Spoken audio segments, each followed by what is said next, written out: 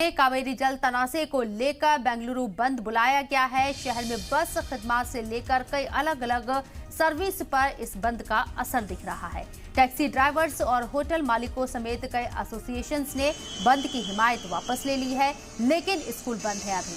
और बंद का ऐलान किसान लीडर कुरुबुरु शांता कुमार के क़यादत में किया गया। किसान यूनियन और दूसरी तंजीमों के chief Karnataka water conservation committee ने इस बंद का ऐलान किया है। दरअसल कावेरी जल बोर्ड ने तमिलनाडु को 15 दिनों तक के लिए 5000 क्यूसेक पानी छोड़ने का हुक्म दिया था, जिसके बाद से ही किसान तंजीम और कन्नड़ हामी तंजीम का इस फैसले के खिलाफ एहतजाज जारी है।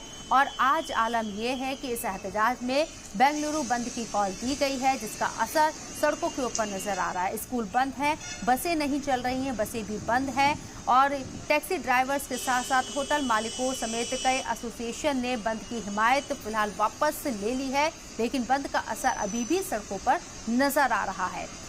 स्कूल बंद है। बंद का ऐलान किसान लीडर कुरुबुरु शांता कुमार की क़यादत में किया गया है। किसान यूनियन और दूसरी तंजीमों के chief Karnataka water conservation committee ने किया है। और दरअसल कावेरी जल बोर्ड ने तमिलनाडु को 15 दिनों तक के लिए 5000 क्यूसेक पानी छोड़ने का हुक्म दिया था, जिसके बाद से ही किसान तंजीम और कन्नड़ हामी तंजीम इस फैसले के खिलाफ एहतजाज कर रही है।